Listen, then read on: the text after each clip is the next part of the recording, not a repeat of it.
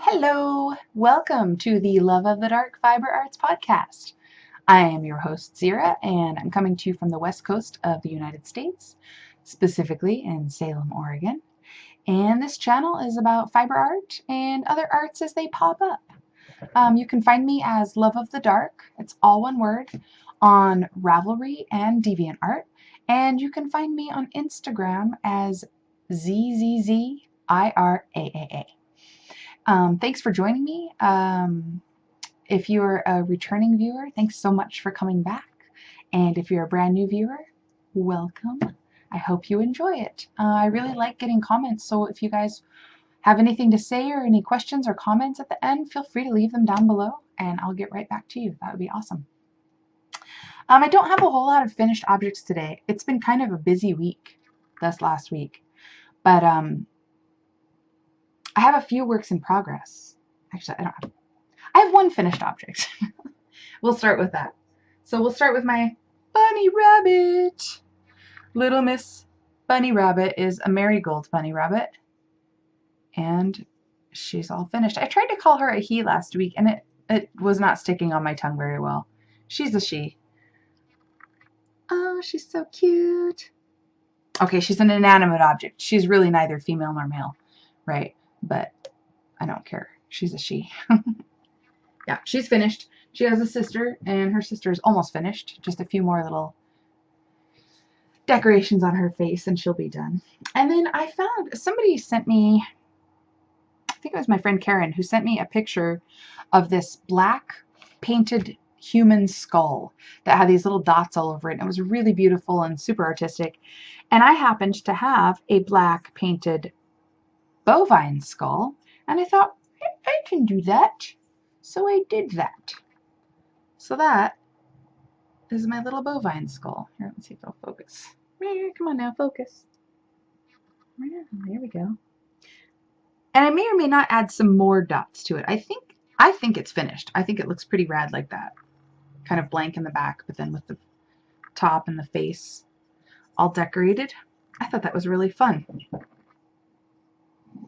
The paint that I used for the dots is kind of I think they call it a window paint. It's kind of sort of a textural, kind of a 3D sort of a puff paint almost.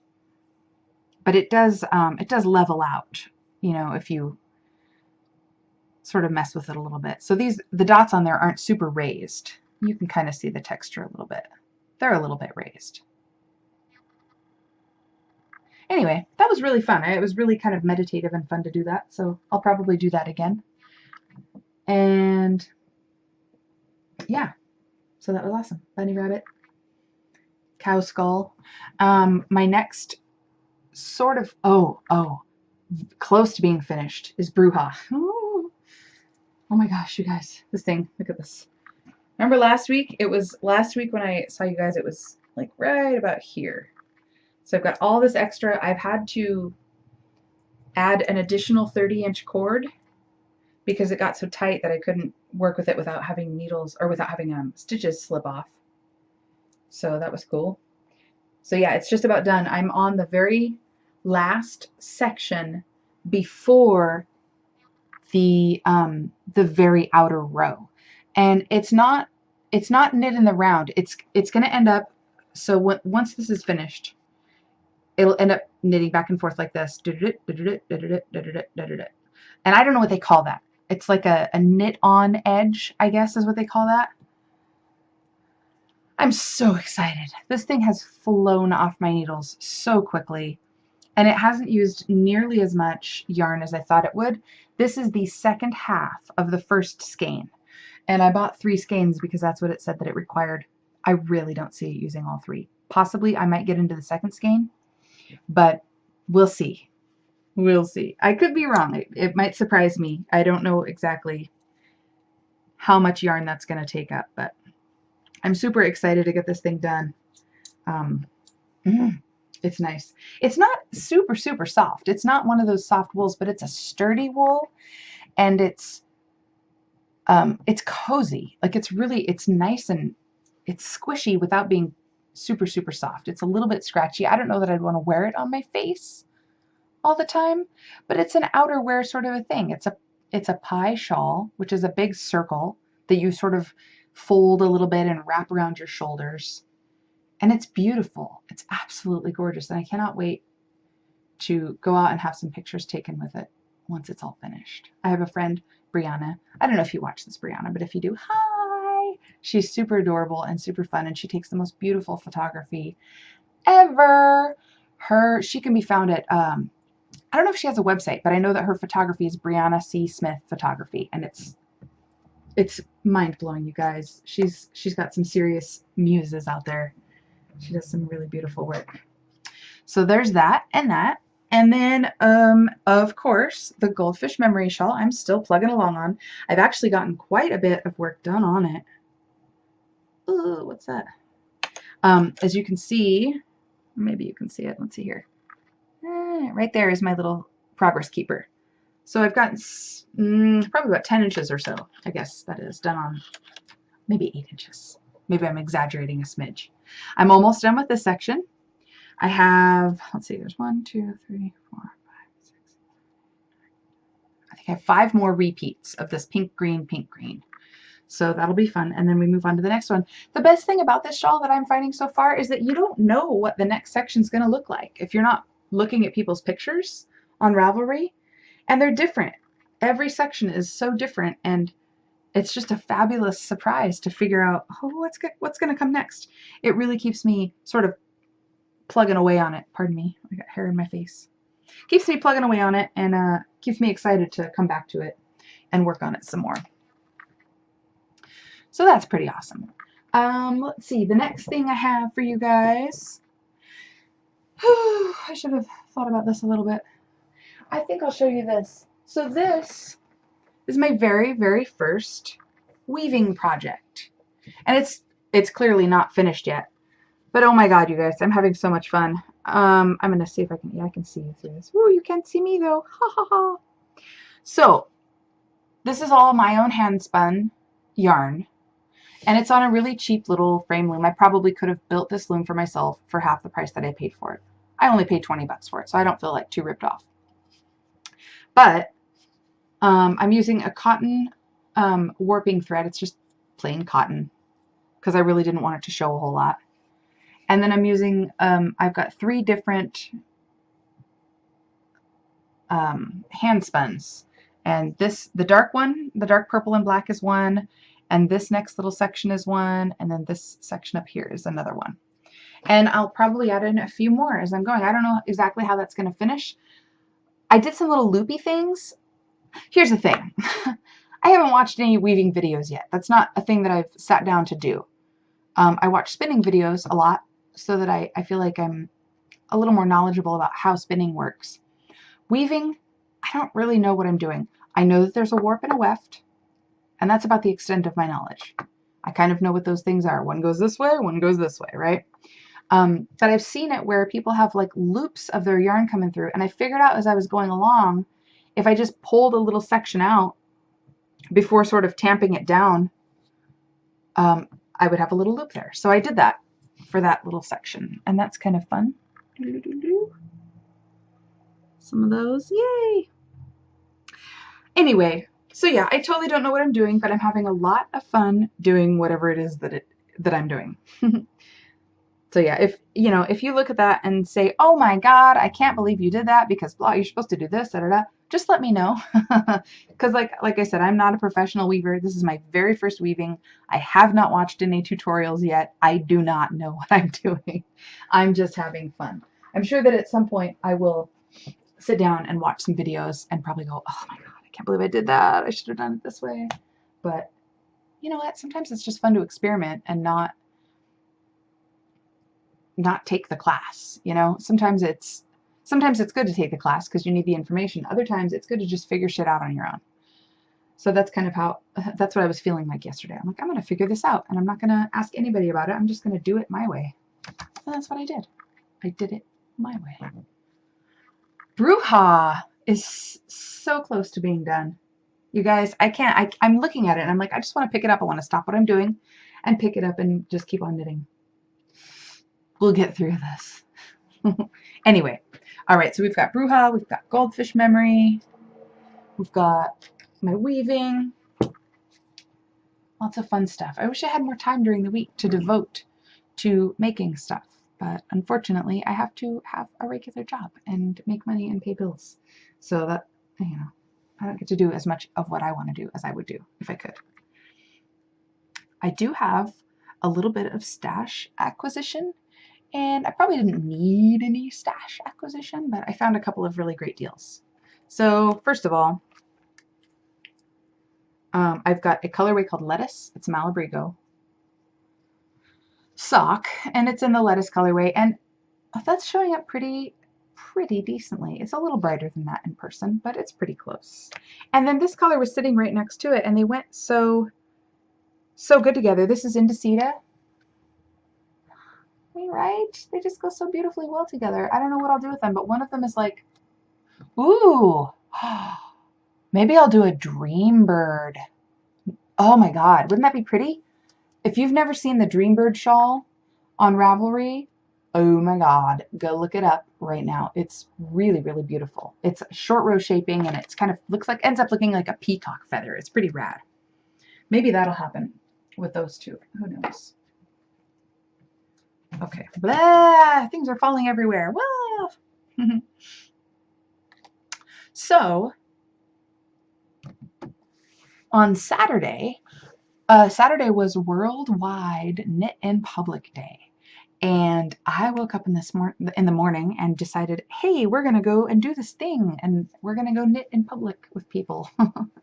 We're usually pretty homebodies on the weekend. We like to be at home and maybe hit the Goodwill or some garage sales or something, but I spend my whole week talking to people all day long, and at the weekend I don't want to talk to people anymore except for my people. But I got really excited about it, and so we packed up our stuff and we went and had such a good time. So we met up with a local knitting group, the Salem Area Ravelers, and my friend Helen I think she pretty much runs the group, or organizes it anyway, organizes the events. And I've known her since we had our very first Stitch and Bitch in Salem. And I drifted off from that. Most everybody drifted off from that, but then she kind of kept it going, and now the Salem Area Ravelers are a group, and it's really fun. And so we met up at Marco Polo, which is a really nice little restaurant in my town, and had lunch with some lovely ladies and a couple of gentlemen, and, well, two gentlemen, my gentleman and one other gentleman. So that was fun. And then we went over to the Salem Public Library, where they had a guest speaker come in, and that guest speaker was Tina Newton from Blue Moon Fire Arts. And oh my God, I've loved her yarn forever. Never had the opportunity to meet her, so that was really cool. She was a rad lady. She relayed some really awesome stories to us, and the stories that she shared with us really just solidified the idea that, in my head, that the knitting community is like, knitters are some of the best people. Fiber people are the best people in the world, I'm pretty sure. At one point in her business, she had her first sock club, and she ran it through, I don't remember, whatever merchant services, whether it was PayPal or whoever, she ran it through a company that decided that she was a scam. And so without any kind of consultation or anything, they just refunded everybody's money. And so, and she was talking about that being like around $11,000 worth of product. It's like, what the heck? And she fought and fought and fought. And as it turns out, the merchant services company didn't give a shit. But all of those knitters that had purchased that yarn that were then refunded that money, they ended up paying her anyway, like all of them. And, there's a lot of, I don't know, different kinds of people, I guess, in the world. And there's a lot of times where I could see something like that going really horribly wrong, and where people would just be like, oh, well, not my fault. I'm just going to take it and run. And that's really crappy. I mean, I guess if you do that at Walmart, it's one thing, but doing it to a small business owner, that would be crappy. But, knitters are not crappy people. So that was awesome. And then she also shared, she had a lot of yarn for sale there, which was awesome. She was having a really amazing sale. she shared a bit about the milling process and how working with mills, the way that we mill our yarn in America, there's no standardization to anything. So you can't just go in and say, I want, you know, number 2 yarn out of this wool. You can't do that because there isn't a number 2 yarn. There's just, you know, you can spin it and you can ply it and you could play it 2-ply or 3-ply, but that could mean a whole lot of different things to each individual mill. So that was interesting learning about that. And the other thing she shared with us that I thought was really important and kind of heartbreaking at the same time, but really, really important, was the superwash process. So I prefer superwash. I really like to be able to toss my knitted items in the wash and not worry about it a whole lot. You know, sometimes I will wash it by hand and just toss it in the dryer for a bit, or wash it in the dryer and put it out or whatever on the line. But you know, I mostly use superwash, especially for socks, because I feel like if I don't use superwash for socks, they're going to felt because you're wearing them and there's heat and friction in your shoes all day long. They're going to felt. As it turns out, if you use a properly spun yarn for that particular type of an item, it's not going to felt. And I didn't realize that. And she talked about the different types of spins, whether they're really tightly spun or tightly plied versus like loosely plied stuff. And it was really eye-opening. But the superwash process itself is so toxic that the EPA in America won't allow it to be done here. So the first process specifically of the superwash process is so toxic that it has to be done in other countries. We won't allow it to happen here. It's like, what? We won't allow it to happen here, but we'll totally take it in once it's done. So we'll let other countries totally pollute their land and their water and their air and their ground. And then we'll bring it here to do the rest of the process, which is also toxic. It's just not quite as toxic. That really got me thinking about, like, really rethinking the use of superwash wool. And I don't foresee myself purchasing superwash wool again. I would totally take it as a gift. But like when I'm looking at most of my sock yarn, almost all of my fingering weight yarn, almost all of it is superwash. And I'll use it up. I've got it at this point. You know, I'm not going to throw it away.